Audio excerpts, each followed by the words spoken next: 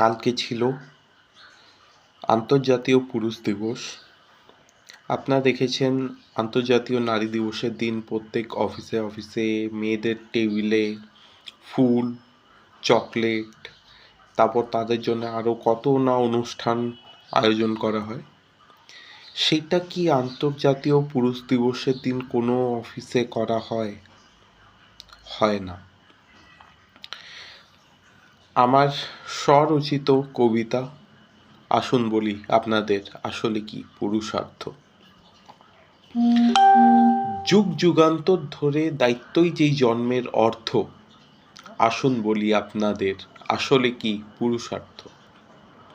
কঠিন পরিস্থিতির আগুনে ফেলে বারংবার কেড়ে নেয় সমাজ মোদের কাঁদার অধিকার। ছেলেবেলায় শিখতে হলো মিথ্যে মোহের স্বপ্ন গড়া, তারপর বাস্তবের সাথে শুলা করে স্বপ্নকে মেরে বাঁচি মোরা। শুধু পরিবারের দায়িত্ব নয়, মোদের সমাজ নিয়ে চলতে হয়। শুধু পরিবারের দায়িত্ব নয়, মোদের সমাজ নিয়ে চলতে হয়। বোঝে না কেউ মোদের ভাষা, তাই দেয়ালের সাথে কথা বলতে হয়। প্রতীক্ষাতেই শুধু বসেছিলাম শিক্ষকতা শেষ করার। ভেবেছিলাম এবার নামলো বোঝ, আনন্দ ফুর্তিতে মেটে উঠবে বাহার। কে জানতো আনন্দের এইটাই ইতি, কর্মজীবনের আসছে বান।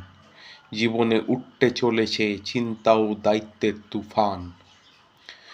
জীবনে শুধু এসে পড়ে জনসাধারণের প্রশ্নপত্র, আবেগহীন দেহটা শুধু হয়ে ওঠে এক যন্ত্র। মোদের ইচ্ছা মনেই চেপে অপরকে শুধু দিয়ে যাই। বেলা শেষে সমাজের স্বাদ মেটালে একাকিত্বে নিজেরে পাই। নিজের অশ্রু মনেই চেপে অপরকে খুশি রাখতে হয়। প্রতিক্ষণ সমাজ দৃষ্টির আদালতের কাঠগড়ায় উপস্থিত থাকতে হয়। মোরাও তো মানুষ, আবেশ আছে মোদেরও মনে, তবু কেন সমাজ ফেলে রাখে মোদের এক আধার কোণে। যখন নারী পুরুষ সমান সমান, তবে সমান পাল্লায় মোদের রাখো। একবার মানুষ হিসাবে মোদেরকে ভালোবেসে তোমরা দেখো। পুরুষ মানেই বলিদান, যার জন্ম শুধু বইতে দায়িত্বভার।